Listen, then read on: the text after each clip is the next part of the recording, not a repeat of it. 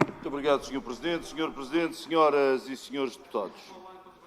Em primeiro lugar, é preciso que se diga de uma vez por todas, porque parece que há pessoas que não entenderam isso ainda, que não existem PRRs regionais. Existe um PRR nacional que obedece às linhas definidas pela Comissão Europeia no que diz respeito à construção do mesmo plano e, por sua vez, existem componentes regionais, no caso da Madeira e dos Açores, que, obrigatoriamente, devem seguir as linhas que foram definidas em termos do PRR nacional. E é isso que aconteceu. Logo, a margem de manobra do Governo Regional em relação ao PRR é curta para não dizer quase zero, uma vez que tem que respeitar as regras que estão definidas a nível nacional. E, portanto, aquilo que ouvimos agora nesta intervenção foi uma crítica violenta e definitiva ao PRR nacional. Porque, sendo que o PRR, entre aspas, regional, obedece às regras do PRR nacional, criticar aquilo que o Governo Regional está a fazer é criticar aquilo que é o PRR nacional. E eu vou dizer o que é o PRR nacional, não por minhas palavras, mas pelas palavras, por exemplo, da CIP, a Confederação Empresarial de Portugal. Diz, por exemplo, no que diz respeito às empresas, que este PRR nacional, apresenta uma falha brutal, porque consiste precisamente na escassa prioridade conferida à recapitalização das empresas. Portanto, quando se diz que o PRR, entre aspas, nacional, aposta nas empresas e o PRR regional não o faz, é uma falsa questão, porque aquilo que está definido a nível nacional é exatamente isto. Mas podemos ir mais longe. Continua a CIP, no que diz respeito, por exemplo, à modernização da oferta e dos estabelecimentos de ensino e de formação profissional. Diz, por exemplo, que não inclui qualquer verba sobre formação profissional de iniciativa de entidades associativas empresariais nacionais e regionais. Ou seja, o Estado concentra todos os investimentos na área da formação nas suas próprias estruturas e não nas estruturas privadas ou associativas.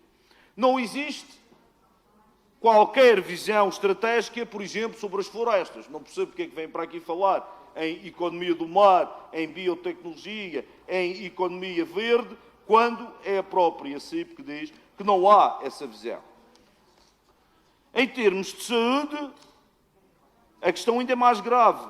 Aponta, por exemplo, que, havendo uma aposta muito forte na saúde, que essa aposta nem sequer se traduz na participação do Ministério da Saúde na Comissão Interministerial de Governança do PRR. E, portanto, estas são algumas questões levantadas pela CIP. E vamos, então, àquilo que diz, que é outra das grandes críticas que é feita em relação ao PRR, entre aspas, regional, que é da não participação das autarquias nos investimentos. Bom, aquilo que o Governo Regional fez e que o Governo Regional dos Açores fez é exatamente aquilo que o Governo Nacional fez e faz. E é a própria Associação Nacional de Municípios, porque, como disse no início, o Governo Regional não tem capacidade de alterar as linhas gerais que são definidas a nível do PRR pelo Governo Nacional. E diz assim a Associação Nacional de Municípios que, à altura, era presidida por um ilustre autarca do Partido Socialista e tendo como maioria dos municípios socialistas. Vejamos o que diz a Associação Nacional de Municípios. Diz que houve uma reduzida participação da Associação Nacional de Municípios ou dos municípios no processo de consulta pública, tendo sido reduzida a condição de qualquer cidadão ou ator da sociedade portuguesa, não tendo qualquer destaque neste aspecto. Que todos os comentários que a Associação Nacional de Municípios fez em relação à proposta de PRR foram esquecidos e eliminados pelo Governo da República. Diz mais,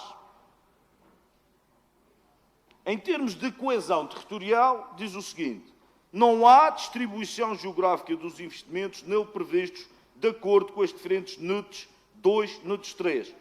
Trata-se de uma informação relevante para o compromisso com a coesão territorial. Ou seja, o Governo que argumenta que o PRR prevê investimentos para todos os setores, por exemplo, da saúde, dos cuidados continuados, das respostas sociais, a maioria desses mesmos investimentos estão concentrados em duas grandes áreas, a área metropolitana de Lisboa e a área metropolitana do Porto. Diz ainda mais que apenas 751 milhões de euros dos 14 mil milhões de euros das subvenções a fundo perdido estão destinadas às regiões menos desenvolvidas do país.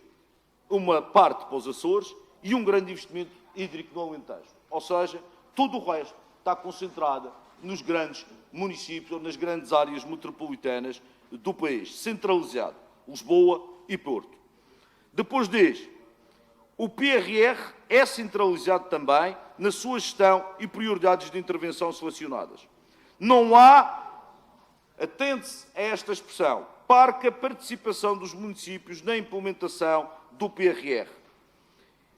Quer no caso da habitação, quer que apenas estão incluídos o município de Lisboa e do Porto, quer em termos do combate aos incêndios florestais, quer em termos do aproveitamento hidráulico, em que apenas é considerado um município no Alentejo. Os investimentos em transportes, por exemplo, são todos concentrados nos sistemas de transportes que estão sob a alçada do Estado.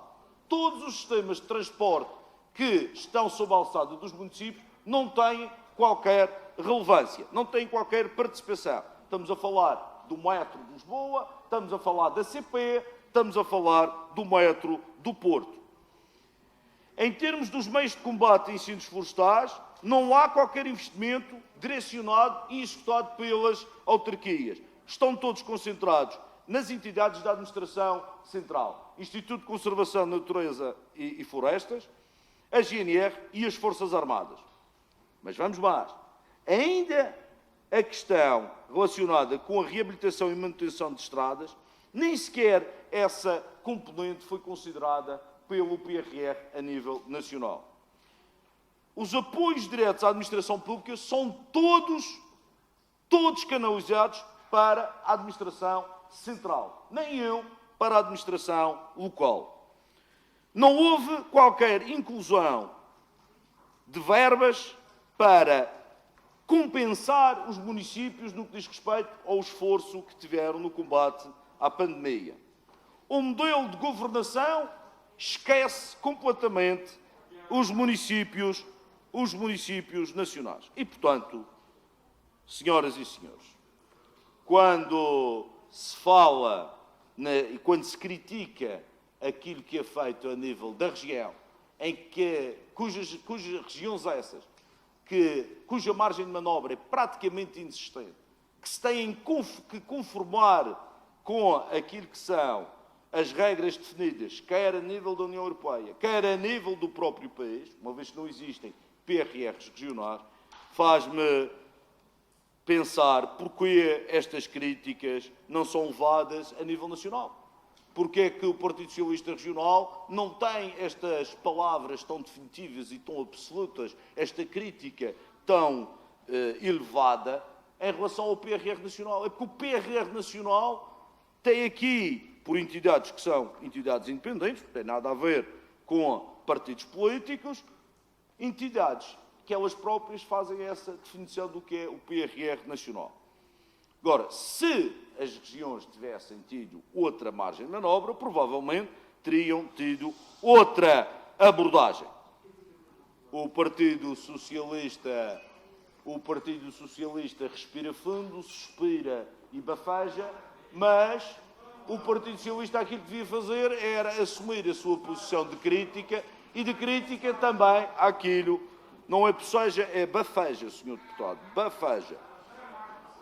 E, portanto, aquilo que eu queria dizer, senhoras e senhores deputados, senhor secretário, até num diploma como este, nesta proposta, que é uma adaptação àquilo que foi aprovado a nível nacional, vêm-se para cá com teorias da conspiração, com risinhos e gargalhadas balofas que só atestam a sua incompetência e ignorância e, em vez de concretizar e terem uma crítica construtiva, nem sequer ligam a meios para atingir fins, lançando críticas que são críticas diretas àqueles que são os seus camaradas, àqueles que são os membros do governo que tanto defendem. E, portanto, críticas destas são críticas levianas. E críticas levianas são para serem encaradas como elas exatamente merecem ser encaradas, ou seja, desprezadas. Muito obrigado.